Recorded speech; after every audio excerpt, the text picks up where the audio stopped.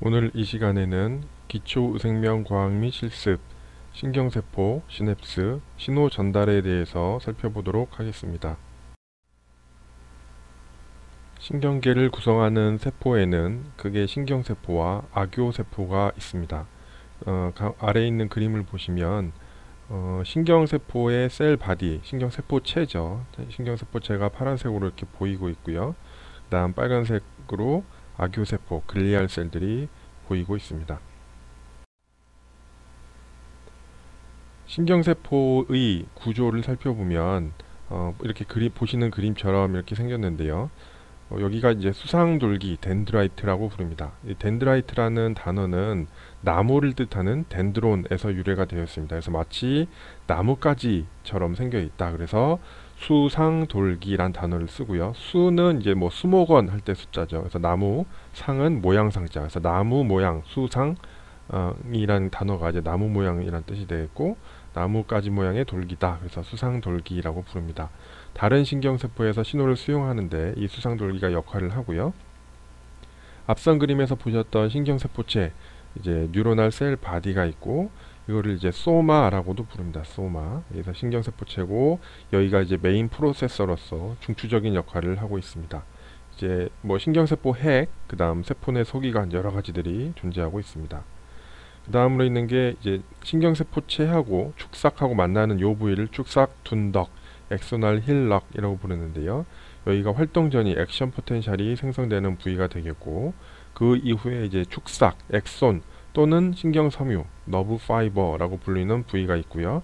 신호가 전달이 되는 다른 신경세포로 전달이 되는 곳이 되겠습니다. 그리고 여기에는 미엘린이라고 하는 그게 돼 있어서 마일리네이션이 돼 있어서 절연이 되어 있습니다. 절연.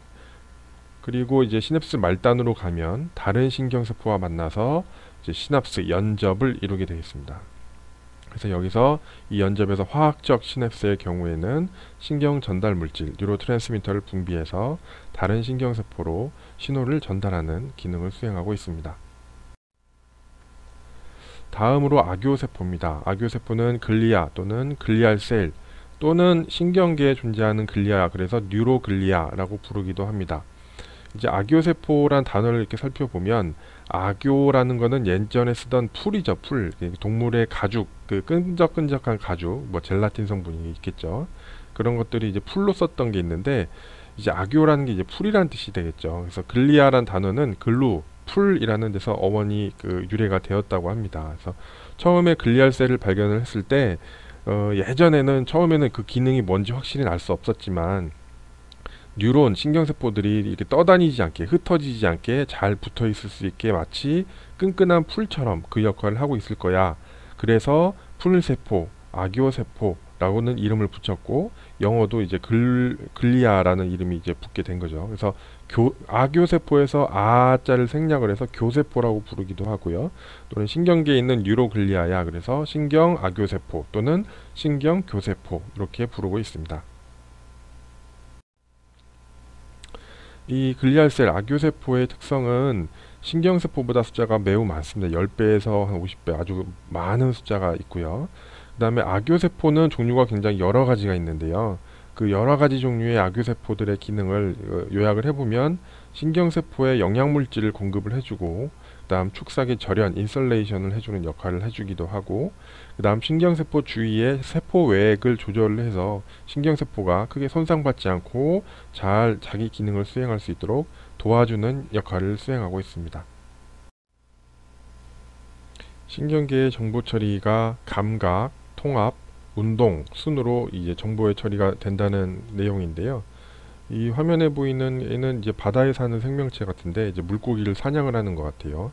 그래서 사이폰이라고 하는 데가 이렇게 뾰족하게 튀어나와 있어서 주변의 물의 흐름을 감지를 하는 거죠. 그래서 감각 정보가 입력이 된다. 센서리 인풋이 있고, 이제 주변에 물고기가 나타났을 때 물의 흐름이 바뀌면서 그거를 인지를 하게 되는 거, 느끼게 되는 거죠. 그래서 이런 정보들을 통합, 인티그레이션을 하게 된 후에는 사냥을 해야 될 테니까 운동 명령을 이제 출력을 하는 겁니다. 모터 아웃풋이 돼서 이런 과정을 통해서 입력, 통합, 출력, 그래서 신경계 정보가 이런 순서대로 처리가 되고 있습니다.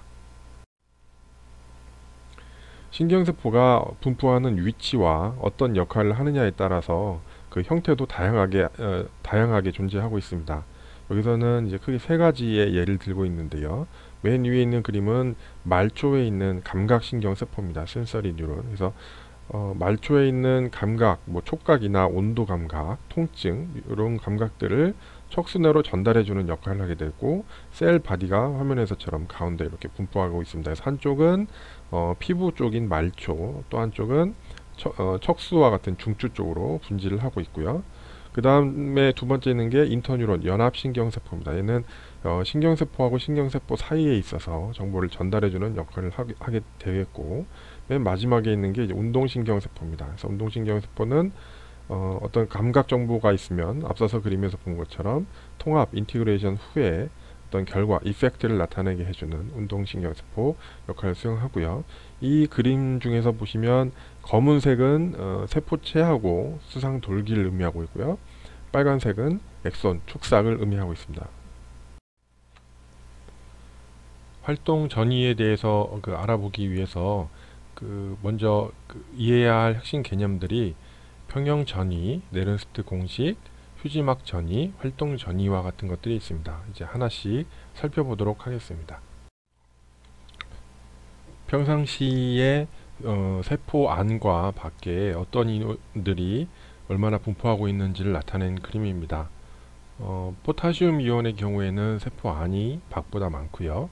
소디움과 클로라이드 이온의 경우에는 세포 밖이 많고, 칼슘도 역시 세포 밖이 훨씬 높게 위치되어 있습니다.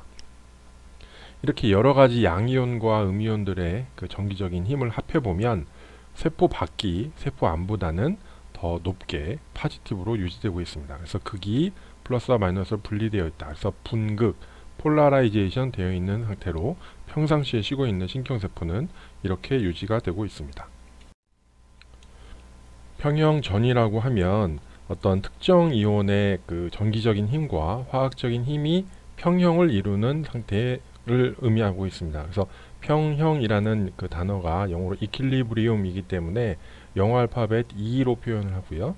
그 다음에 어떤 특정 이온에 대해서 그 평형 전이를 표현하고자 할 때는 그 이온을 옆에 작게 아래 첨자로 이렇게 써주고 있습니다. 그래서 평형 전이 이퀄리브리움 포텐셜이라고 하면 어떤 특정 이온이 그 평형 상태에서 막전압의 세기를 의미하고 있고요. 그 이온이라고 하는 것은 플러스 또는 마이너스, 그래서 극이 분극되어 있는 정기적인 특성을 갖기도 하고, 그 다음 화학 물질로서의 화학적 특성도 갖고 있기 때문에 이 두 가지 힘이 서로 평형을 이루는 상태에서의 막전압의 세기를 의미하고 있습니다. 말로는 좀 설명이 어려울 수도 있어서 다음 슬라이드에서 그림을 보면서 설명을 드리도록 하겠습니다.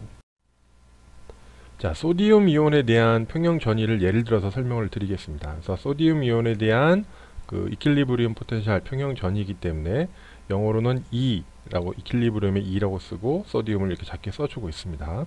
독일어로는 나트륨이기 때문에 NA라고 써주고 있죠. 이 수조 안에 물이 차 있고 1번과 2번의 공간이 서로 분리되어 있다고 가정을 해봅시다. 그리고 1번의 공간에는 높은 농도의 소디움을 녹여놨고요. 2번 공간에는 상대적으로 낮은 농도의 소디움을 녹여놨습니다. 그리고 여기에다가 1번과 2번 사이에 다른 거는 다 통과할 수 없는데 오로지 소디움만 통과할 수 있는 통로를 이렇게 만들어 놨다고 예를 들어 봅시다. 그러면 소디움 이온은 어디서 어디로 이동할까요? 네, 농도 차이에 따라서, 다시 말해서 화학적 그 힘에 따라서 1번에 있던 소디움들이 2번 쪽으로 넘어갈 겁니다. 농도를 맞추기 위해서요. 소디움들이 이동을 하기 시작을 할 겁니다. 그런데 1번에 있던 소디움이 2번으로 넘어갈 때 1번이라는 공간에는 이 A라고 쓴 거는 음이온이라는 뜻입니다. Anion, A-N-I-O-N, Anion 이온에서 어떤 거든지 상관없는데 소디움이라는 양이온에 상응하는 만큼의 힘을 가진, 전기적인 힘을 가진 음이온들이 많이 있을 거라는 거죠.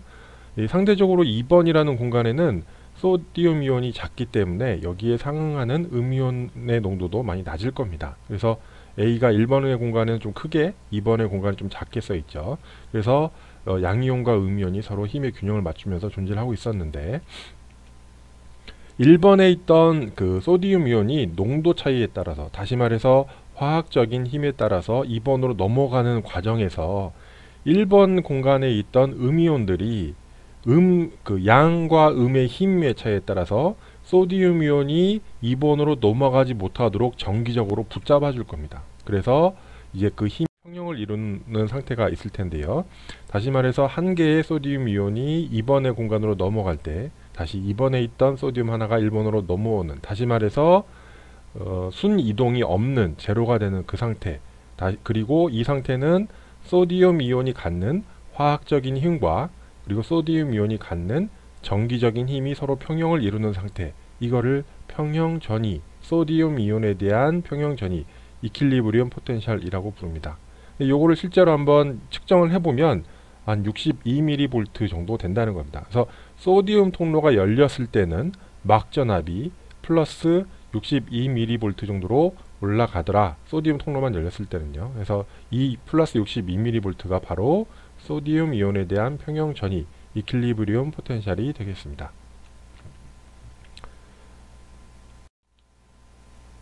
평형 전이의 생략적인 의의를 살펴보면 특정 이온에 대한 통로가 열려있을 때 막전압은 그 특정 이온의 평형 전이값으로 유지된다. 이때의 평형 전이값이라고 하는 것은 그 특정 이온의 화학적인 힘과 정기적인 힘이 서로 균형을 이루는 상태를 의미하고 있습니다. 다만 여러 종류의 이온 통로가 한꺼번에 열리거나 닫히거나 막 이렇게 복잡해지면 단순하게 예측하기는 조금 더 어려워질 것 같습니다. 이제 전기 안에서 신경세포가 이제 정기적인 흥분성을 가지고 흥분성이 전달이 되거나 이런 게 나타나기 때문에 화면에서 보시는 것처럼 기준 전극과 미세 전극을 통해서 신경세포에서 정기적인 흥분성이, 활성이 어떻게 생기고 어떻게 사라지고 또 어떻게 전달되는지를 우리가 연구를 해볼 수가 있을 텐데요. 이때 한 가지 재밌는 것은 기준 전극이 이제 기준 전극을 우리가 0으로 설정을 했기 때문에 미세 전극을 통해서 측정한 세포 안의 전기 값이 더 낮아졌을 경우, 기준 전극보다 더 낮아졌을 경우에는 마이너스를 쓰게 됩니다. 왜냐하면 기준 전극이 빵이기 때문에 더 낮아지면은 결국 마이너스를 쓸 수밖에 없는 거죠. 근데 하지만 실생활에서 마이너스 볼테이지, 마이너스 미리볼트 이런 거는 존재하지 않죠. 그래서 이거는 절대적인 값을 의미하는 게 아니라 세포 밖에 비해서 상대적으로 세포 안이 낮기 때문에 마이너스를 쓴다 하고 이해를 하시면 될 것 같습니다. 그래서 소디움 이온과 포타슘 이온, 대표적으로 그 액션 포텐셜, 활동 전이를 만드는 데 있어서 필요한 이온 두 가지죠. 그래서 소디움과 포타슘 이온에 대한 평형 전이, 이퀄리브리엄 포텐셜을 여기 보시는 그림처럼 요약을 해놨습니다. 화면 왼쪽에 있는 게 포타슘 이온에 대한 그림, 내용 설명이고요. 그 다음 오른쪽에 있는 게 소디움 이온에 대한 설명입니다. 소디움 이온에 대한 건 우리가 좀 전에 살펴봤죠. 그래서 챔버가 안쪽과 바깥쪽 이렇게 나눠졌을 때 안쪽이라는 게 아마 이제 세포 안일 거고요. 바깥쪽이 세포 바깥이란 얘기겠죠. 그래서 여기서의 전압 차이가 플러스 62mV 정도 난다. 근데 이때는 그 소디움 통로만 열렸을 때를 가정을 한 거고, 세포 안이 소디움 클로라이드, 소금물이 한 15mm몰 정도 녹아있는 상태, 그 다음 세포 바깥이 한 150mm몰 정도 녹아있는 상태, 한 10배 정도 차이가 나는 거네요. 그리고 화면 왼쪽에 있는 포타슘 이온을 보면 포타슘 이온에 대한 이퀄리브리엄 포텐셜, 여기선 포타슘 채널만 열려있는 거죠. 통로만. 그때 보면 마이너스 90mV 정도가 유지가 되네요. 이때 세포 안에는 포타슘 클로라이드가 한 140, 바깥쪽은 한 5mm몰 정도로 이렇게 차이가 나는 상태고요.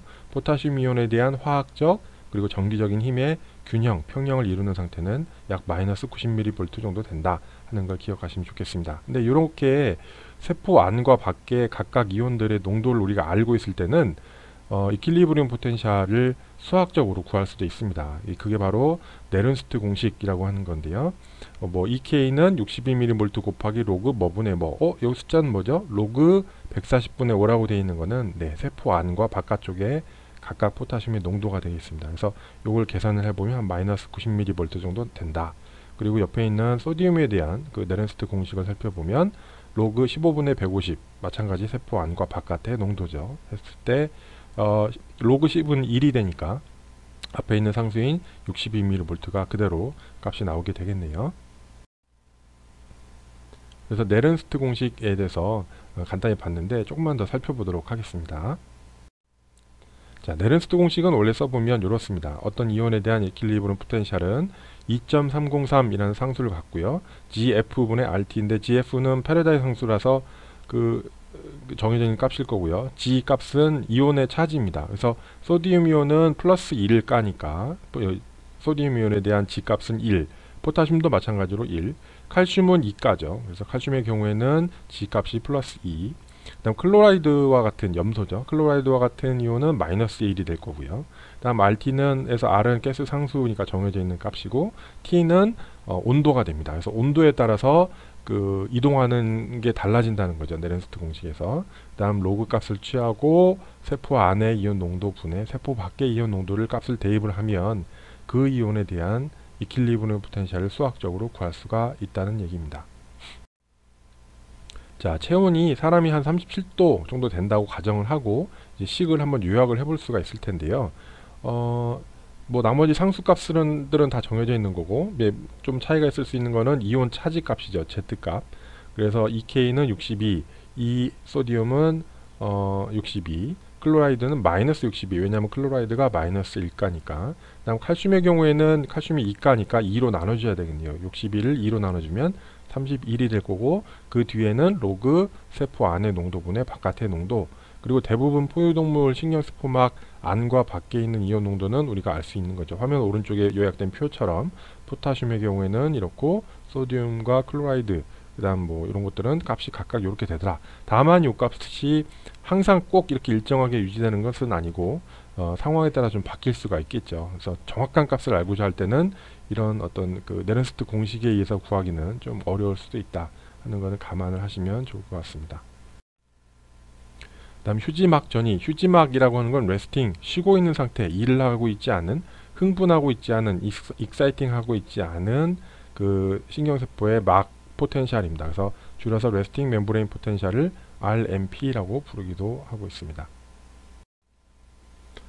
자, 쉬고 있는 상태일 때는 그 소디움 통로는 열려 있지 않고요. 대부분 닫혀 있습니다. 근데 이때 하나 열려 있는 통로는 포타슘 통로가 열려 있는데, 모든 종류의 포타슘 통로가 다 열려 있는 것은 아니고 쉬고 있을 때 열려 있는 포타슘 통로가 따로 있습니다. 근데 이때는 특별한 뭐 자극에 의해서 열리거나 닫히는 게 아니기 때문에 포타슘이 줄줄줄 샌다는 의미에서 리킹 채널이라고 부릅니다. LEAK. 그래서 리킹, 포타슘이 줄줄 새고 있어 라는 의미로 포타슘 리킹 채널이라고도 부르고 있는데요. 요때 그 RMP 값, 레스팅 멤브레인 포텐셜을 재보면 대략 한 마이너스 60에서 마이너스 80mV 정도로 나옵니다. 요거는 어디서 많이 봤던 숫자죠?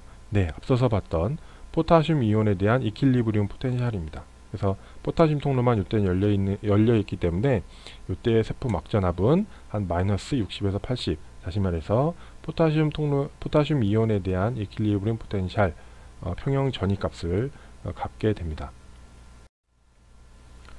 자, 이온 통로를 조절하는 게 크게는 이 화면에 보시는 것처럼 네 가지로 생길 수가 있습니다. 그래서 막전압 보존성, 화면 왼쪽 위에를 보시면 막전압이 변화함에 따라서 이온 통로가 닫히거나 열리는 거죠. 그래서 플러스 마이너스가 서로 바뀌어 있죠. 그래서 이렇게 될 수도 있고, 그 다음 인산화 작동성, 포스페이트가 붙느냐 붙지 않 떨어지느냐에 따라서 통로가 열리거나 닫힐 수가 있고요. 그 다음 화학물질 매개성, 이게 신경세포에서 말하는 신경 전달 물질, 뉴로 트랜스미터가 되겠죠. 그게 와서 결합이 되면 열리거나 혹은 닫히거나 하는 변화. 그 다음 기계 작동성, 이거는 우리 피부와 같은 말초에 많이 있는데요. 어떤 촉각 자극이 왔을 때 뭐 손등이나 피부에 이렇게 뭐가 눌리게 되면 피부의 길이가 이렇게 눌린 만큼 늘어나게 되겠죠. 그만큼 이 기계 작동성, 세포 골격, 사이토스켈레톤이 당기면서 이온 통로를 열거나 닫거나 하는 게 있을 수 있고, 또 한 가지 이제 굳이 더 말씀을 드리자면 아까 좀 전에 말씀드렸던 포타슘 통로 중에서 리킹 채널 같은 게 있을 수도 있습니다. 네, 막전압 보정성의 통로라고 하는 게 이제 소디움 통로가 이제 대표적으로 설명을 할 수 있는데요. 화면 왼쪽이 게이트가 클로즈 닫혀 있는 거, 오른쪽이 오픈 열려 있는 겁니다. 그래서 볼테이지가 역전이 돼 있죠. 화면 왼쪽은 세포 안이 마이너스고 밖이 플러스입니다. 이게 아까 뭐라고요? 쉬고 있는 세포에서의 막전압, 다시 말해서 포타슘 이온의 이퀄리브리움 포텐셜 약 마이너스 60에서 마이너스 80mV 정도 되는 그 마이너스 값을 갖고 있는 반면에, 이게 어떤 뭐 여러 가지 현상에 의해서 역전이 되는 거죠. 세포막 주변에서 이제 세포 안이 플러스 세포 밖이 마이너스로 원래 있던 분극에서 탈출하는 탈분극 디폴라리제이션이 되게 되면 요거를 감지하는 겁니다.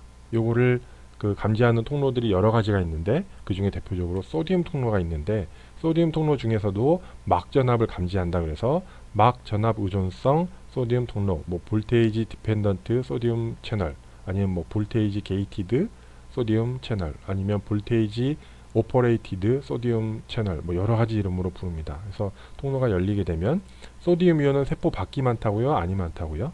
네, 세포 밖이 한 10배 정도 많다 그랬죠. 그 10배 정도 많은 만큼 빠른 속도로 세포 안으로 들어오게 됩니다. 자, 활동 전이에 대해서 다시 한번 좀 더 살펴보도록 하겠습니다.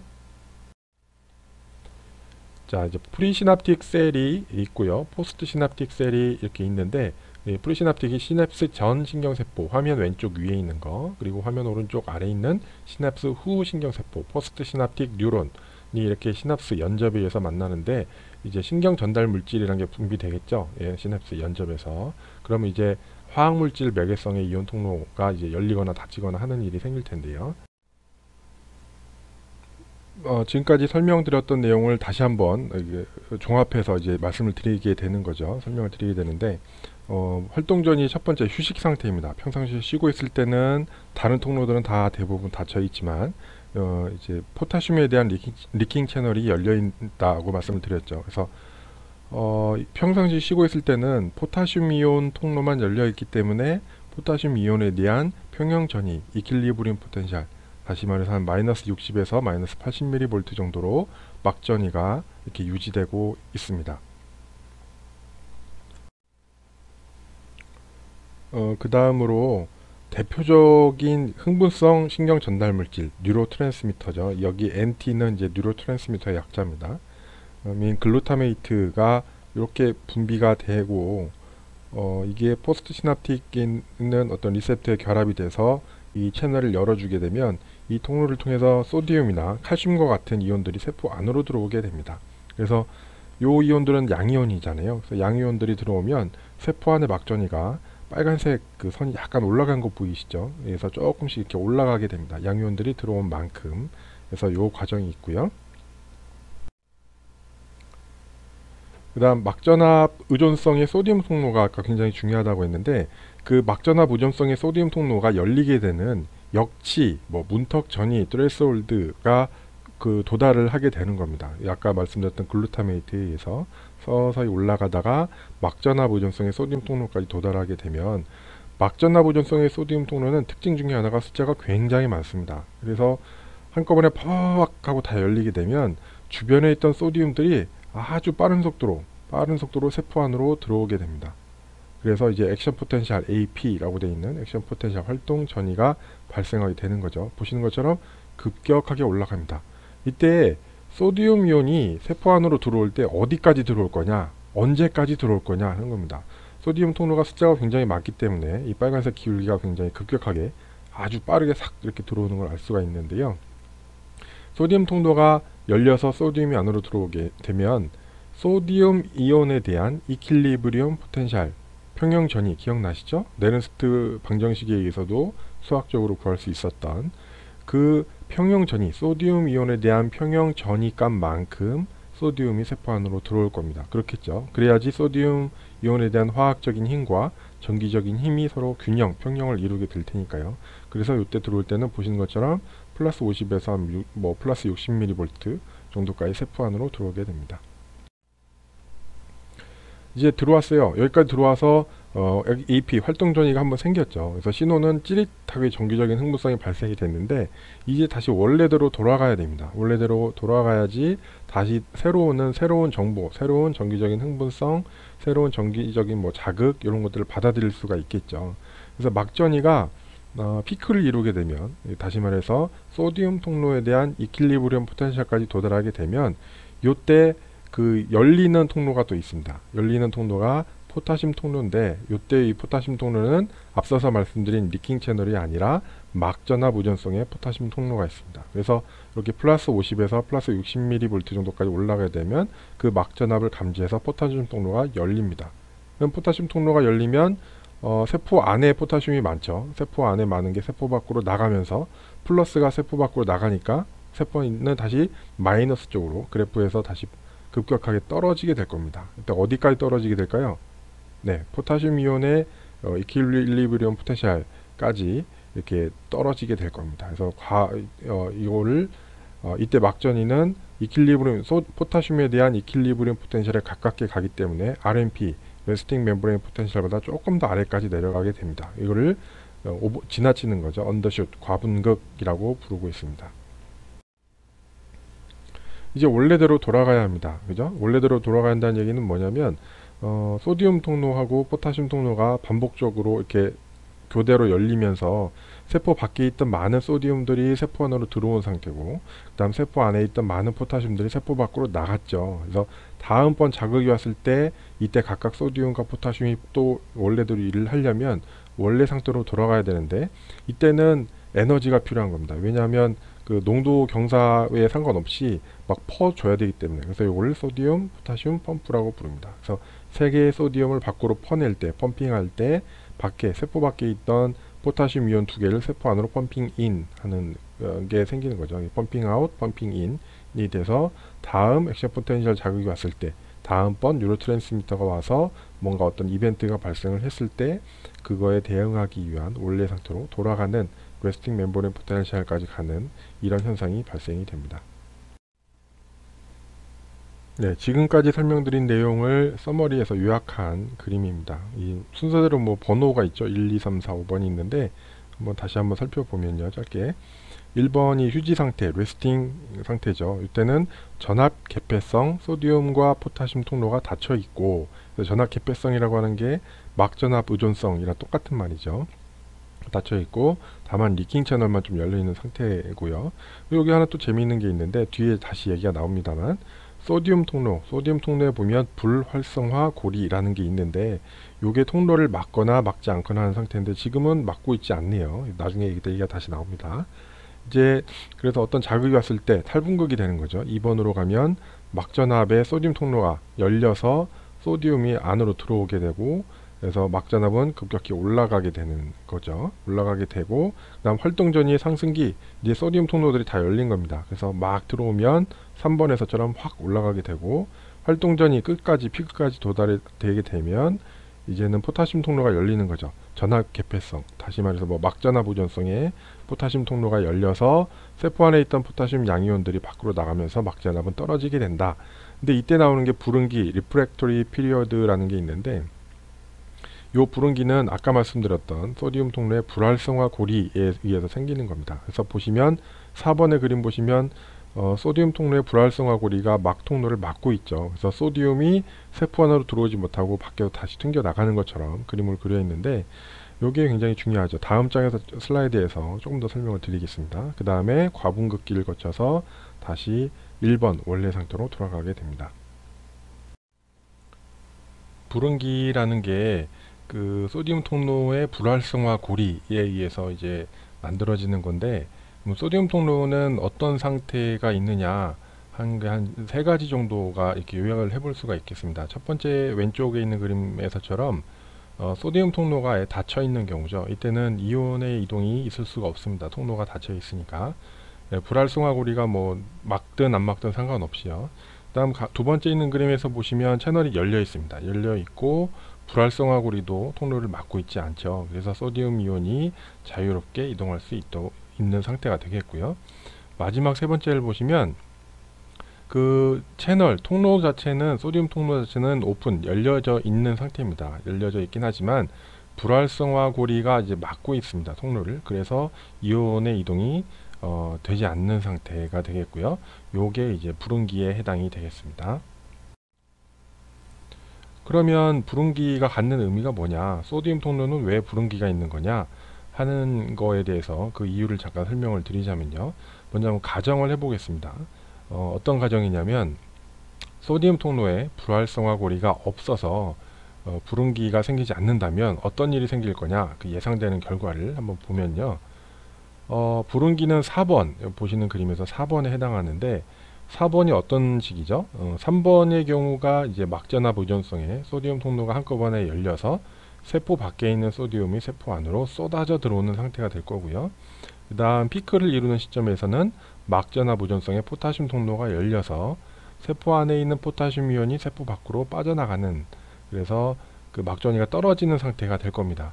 이때 떨어지는 게 아주 빠른 속도로 떨어지죠. 빠른 속도로 떨어져야 다음번에 또 다른 자극이 왔을 때 반응을 할 수 있는 그 시간적 여유가 생기겠죠. 그래서 빨리 떨어지게 되는데, 이때 4번 단계라는 거 한번 보시면 어떤가요? 4번 그래프를 보시면 역치보다는 높은 상태입니다. 그죠? 이 역치는 뭐에 대한 역치였죠? 혹시 기억나시나요? 네, 소디움 통로, 막전압 의존성의 소디움 통로에 대한 역치, 뭐 같은 말로 문턱전이 스레스홀드라고 부르죠.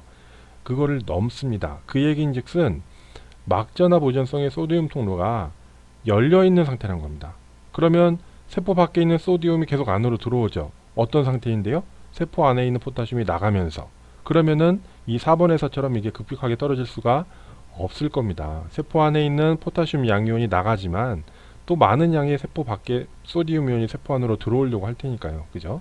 그래서 뭔가 효율적으로 이루어지지가 않죠. 그때 필요한 게 바로 불활성화 고리, 그리고 불응기, 리프렉토리 피리어드입니다.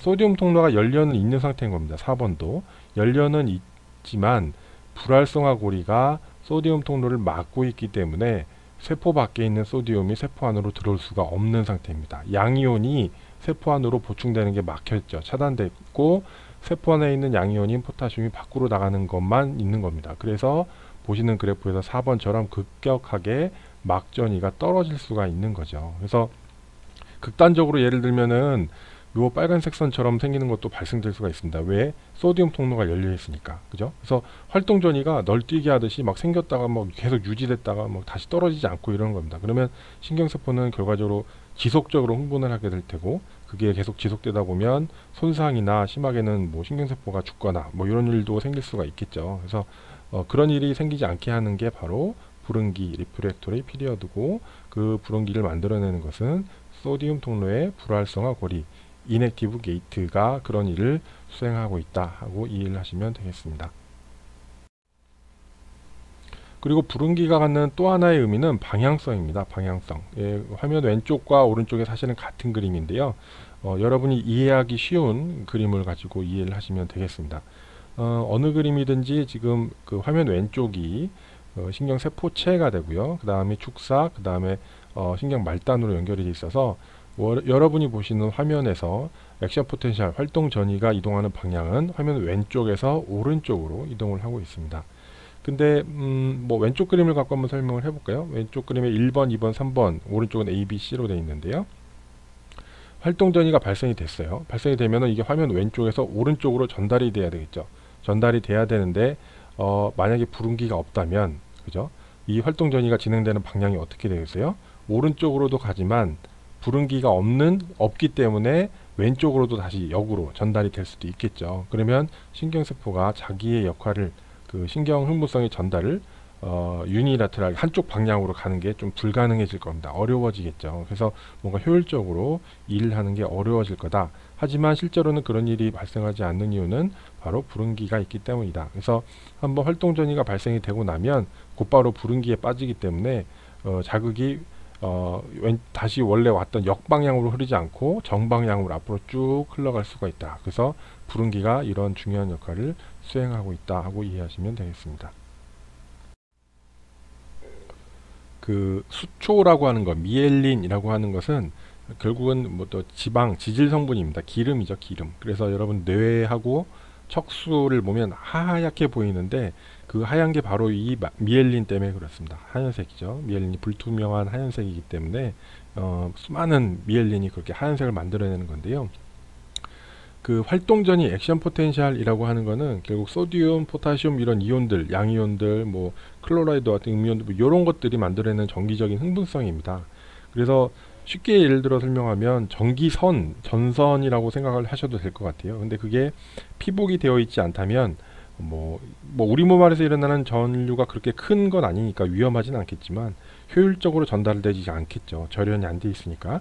그래서 그런 걸 절연하기 위해서, 인설레이션 하기 위해서 덮고 있는 게 바로 미엘린이라는 겁니다. 마이엘리네이션이 되어 있느냐, 수초화가 되어 있느냐 하는 거고, 앞서서 설명드린 것처럼 신경계를 구성하고 있는 세포는 신경세포하고 아교세포, 글리아라 그랬잖아요. 그래서 요 미엘린을 만들어내는 세포도 글리아에 해당이 됩니다. 근데 글리아 중에서 이제 올리고덴드로사이트하고 슈완셀 두 가지인데, 이 두 가지의 차이점은 중추신경계에서 미엘린을 만드느냐 아니면 말초신경계에서 미엘린을 만드느냐 하는 차이입니다. 중추신경계라고 하는 것은 뇌와 척수죠. 뇌와 척수를 중추신경계라고 부르고, 그 뇌와 척수를 제외한 나머지 모두 이런 거를 말초신경계, 페리페랄 너버스 시스템, PNS라고 부릅니다. 그래서 CNS, 중추신경계에서 미엘린을 만들어내는 애를 희소돌기 아교세포, 올리고덴드로사이트라고 부르고요. 말초신경계, PNS에서 미엘린을 만들고 있는 세포는 슈완셀이 되겠습니다. 슈완셀과 수초라고 되어 있는데요. 아마 슈반세포라고 되어 있는 걸 보면 여기는 아마도 말초신경계인 것 같습니다. 그죠? 페리페랄인 것 같고요. 보시는 것처럼 미엘린이 이렇게 슈완셀이 하나의 미엘린을 만들고 있고, 미엘린과 미엘린 사이를 어떤 결절, 노드라고 부르는 결절이 있는데, 이걸 발견한 사람 이름이 아마 랑비어인가 봐요. 그죠? 그래서 랑비에르 결절이라는 걸 관찰할 수가 있습니다. 이 랑비에르 결절에는 또 하나 특징이 있는데요. 소디움 통로가 굉장히 많이 이렇게 농축되어 있습니다. 이 소디움 통로는 막전압 오존성의 소디움 통로라서 활동 전이가 이렇게 전달이 될 때 이 랑비에르 결절에 도달을 하게 되면 이 막전압 통로들이 확 열리면서 소디움들이 세포 안으로 많이 들어옵니다. 그래서 전달되는 속도가 빨라집니다. 이거를 도약 전도라고 부릅니다. 그래서 전달되는 속도가 미엘린이 있는 경우는 랑비에르 결절이 있고, 랑비에르 결절에 소디움 통로가 많이 있기 때문에 도약 전도가 가능하다 하고 이해하시면 되겠습니다. 자, 그 다음 시냅스 연접입니다. 연접이 작동하는 방식에 따라서 크게 두 가지로 분류해 볼 수가 있는데요. 우리가 앞서서 봤던 우리 몸에 가장 많은 형태인 화학적 시냅스가 있고, 또 다른 형태는 전기적 시냅스가 있습니다. 하나씩 살펴보면, 화학적 시냅스, 그러니까 화학물질을 사용하기 때문에 케미칼 시냅스라고 부르는데요. 이때의 케미칼 화학물질을 우리는 신경전달물질, 뉴로트랜스미터 또는 줄여서 NT라고 많이 사용하고 있습니다. 그래서 보시는 것처럼 연접이 있고, 하나가 연접 전, 하나가 연접 후, 프리시납틱, 포스트 시납틱이 있다고 하면, 이렇게 별표 모양으로 표시되어 있는 신경전달물질, 뉴로트랜스미터가 이렇게 전달이 되고요. 얘를 받아들이는 그 리셉터, 수용체가 있는데, 그 수용체도 크게 작동 방식에 따라서 두 가지가 있다는 겁니다. 하나는 이온 통로 수용체, 이게 앞서서 우리가 많이 봤던 소디움 통로, 포타슘 통로, 이런 통로들, 채널들이 이온 통로 수용체가 되겠고요. 또 하나는 어떤 대사, 메타볼리즘에 의해서 나타나는 효과가 나타나는 리셉터다. 그래서 대사성 수용체, 메타보트로픽 리셉터라는 게 있습니다. 여기는 뭐 대표적으로 G프로테인이라는 게 있는데요. 자세한 거는 나중에 다시 한번 설명을 드리도록 하겠습니다. 그래서 G프로테인이 커플링 되어 있는 리셉터야. 그래서 G프로테인 커플드 리셉터, 줄여서 GPCR이라고 많이 부르고 있고요. 이런 거에 의해서 전달이 되는 경우가 있고, 또 두 번째는 전기적 시냅스인데, 전기적 시냅스는 뉴로트랜스미터를 사용하지 않습니다. 마치 두 개의 신경세포가 전기 코드가 꽂혀 있듯이 이렇게 이온 통로를 통해서 물리적으로 연결돼서 신호를 전달하는 겁니다. 그래서 꽂혀 있는 전기 코드가 이온 통로가 되는 거죠. 그래서 이걸 부르는 이름이 따로 있는데요. 이 이온 통로를 통해서 이온들이, 뭐 소디움이나 이런 이온들이 전달이 돼서 물리적으로 연결되어 있는 통로를 통해서 신호가 전달되는 형태, 이거를 일렉트리컬 시냅스, 전기적 시냅스라고 부릅니다.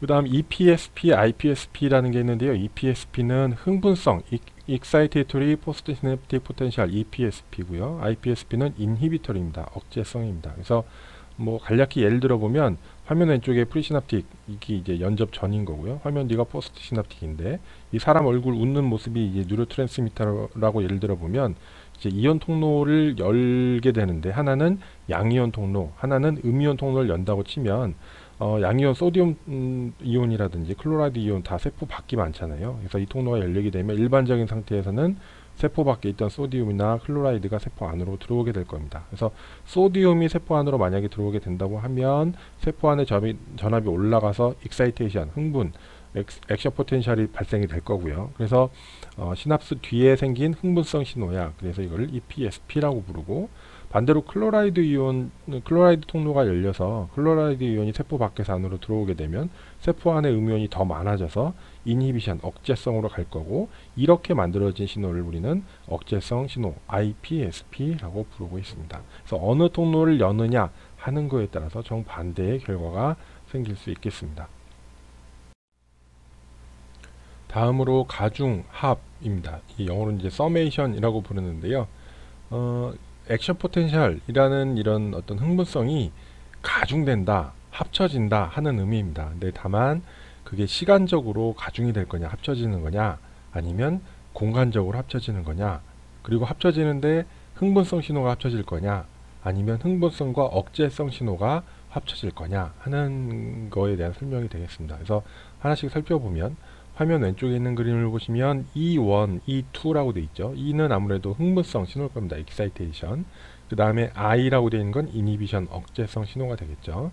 그래서 그 밑에 있는 그래프를 보시면 휴지막 전위에 있다가 E1이 한 번, 두 번 신호가 오죠. 그래서 뭔가 멤브레인 포텐셜이 조금 올라가기는 올라갔는데, 이 신호가 그닥 센 거는 아니에요. 그죠? 센 건 아니라서 역치, 트레스홀드까지는 도달하지 않았기 때문에 결과적으로는 아무런 변화가 나타나지 않았습니다. 신호가 그닥 센 신호가 아니었기 때문에.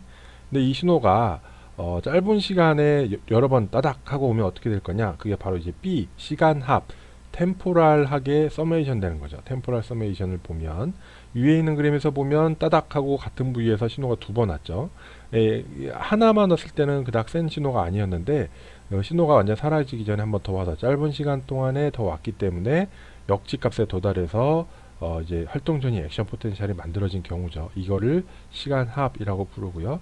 그 옆에 있는 C에 보면 공간합, 이제 스페이스가 공간이죠. 스페이스가 이제 형용사로 되면 스파셜이 되나봐요. 스파셜 서메이션, 공간합을 보면 E1과 E2인데 이게 되게 가까운 데 있나봐요. 그죠? E1과 E2가 한꺼번에 뻑 하고 오는 겁니다. 아까 시간합의 경우에는 따닥 하고 오는 거지만, 이때는 두 개가 한꺼번에 빡 하고 오면 그게 합쳐지는 거죠. 공간이 가까운 데 있었기 때문에 흥분성이 합쳐져서 활동전이를 만들어내는 거.